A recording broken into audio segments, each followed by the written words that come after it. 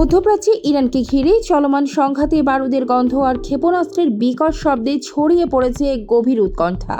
যুদ্ধের এই অনিশ্চিত বাস্তবতায় জনমনে প্রশ্ন ক্রমেই তীব্র হচ্ছে, যদি ইরানের বিরুদ্ধে জয়ের সব পথ যুক্তরাষ্ট্রের জন্য বন্ধ হয়ে যায় তবে পরিস্থিতি কোন দিকে মোড় নেবে? ডোনাল্ড ট্রাম্প কি চাইলেই ইরানে পরমাণু বোমা ফেলতে পারেন? প্রশ্নটি সহজ, কিন্তু উত্তরটি জটিল এবং ভয়ঙ্কর।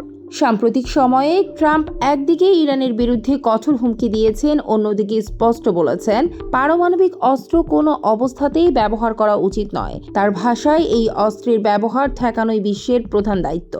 যুক্তরাষ্ট্রের সংবিধান প্রেসিডেন্টকে সশস্ত্র বাহিনীর সর্বাধিনায়ক করেছে, কিন্তু একই সঙ্গে যুদ্ধ ঘোষণার ক্ষমতা দিয়েছে কংগ্রেসকে। অর্থাৎ প্রেসিডেন্ট সামরিক সিদ্ধান্ত নিতে পারেন, কিন্তু পূর্ণাঙ্গ যুদ্ধ শুরু করা একক সিদ্ধান্ত নয়। তবে বাস্তবতা আরও জটিল। জরুরি পরিস্থিতিতে প্রেসিডেন্ট দ্রুত সামরিক পদক্ষেপ নিতে পারেন, এটি স্বীকৃত, কিন্তু ইরানের মতো একটি দেশের বিরুদ্ধে পারমাণবিক হামলা কোনো সাধারণ সামরিক সিদ্ধান্ত নয়। এটি বৈশ্বিক নিরাপত্তা ও কূটনীতিকে সরাসরি নাড়িয়ে দিতে পারে। 1973 সালের ওয়ার পাওয়ার রেজুলেশন অনুযায়ী কংগ্রেসের অনুমতি ছাড়া সামরিক অভিযান শুরু করলে প্রেসিডেন্টকে 48 ঘন্টার মধ্যে কংগ্রেসকে জানাতে হয় এবং 60 দিনের মধ্যে অনুমোদন নিতে হয়। কিন্তু পারমাণবিক হামলার ক্ষেত্রে সমস্যা হলো, ক্ষতি হওয়ার পর আর কিছুই ফেরানো যায় না। প্রচলিত ধারণা অনুযায়ী মার্কিন প্রেসিডেন্ট একাই পারমাণবিক হামলার নির্দেশ দিতে পারেন। কাউন্সিল অন ফরেন রিলেশনস এর বিশ্লেষণেও এমন ইঙ্গিত রয়েছে। তবে এই ক্ষমতা নিয়ে দীর্ঘদিন ধরে বিতর্ক চলছে।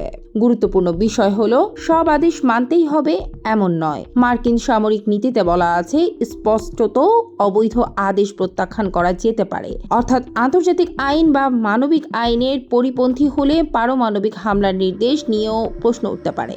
আন্তর্জাতিক আইনে, বিশেষ করে জাতিসংঘ সনদ অনুযায়ী, অন্য রাষ্ট্রের বিরুদ্ধে বল প্রয়োগ বৈধ হয় মূলত দুই ক্ষেত্রে: নিরাপত্তা পরিষদের অনুমোদন অথবা আত্মরক্ষা।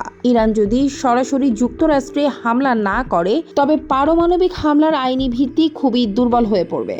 এমন হামলার রাজনৈতিক ও সামরিক ঝুঁকিও বিশাল।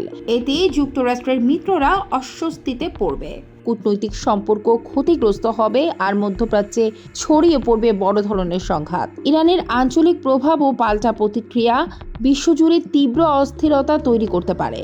তাহলে উত্তর কি? তাত্ত্বিকভাবে প্রেসিডেন্টের হাতে ক্ষমতা আছে, কিন্তু বাস্তবে সেই ক্ষমতা আইন, সংবিধান, সামরিক নীতি, আন্তর্জাতিক নিয়ম এবং বৈশ্বিক রাজনীতির কঠিন সীমার মধ্যে বাঁধা। সামগ্রিক বিশ্লেষণে শেষ পর্যন্ত একটি প্রশ্নই উঠে আসে: একজন নেতার হাতে যদি এমন শক্তি থাকে যা মুহূর্তেই একটি সভ্যতা ধ্বংস করতে পারে, তবে সেই ক্ষমতার নিয়ন্ত্রণ কি যথেষ্ট নিরাপদ, নাকি খুবই আত্মঘাতী?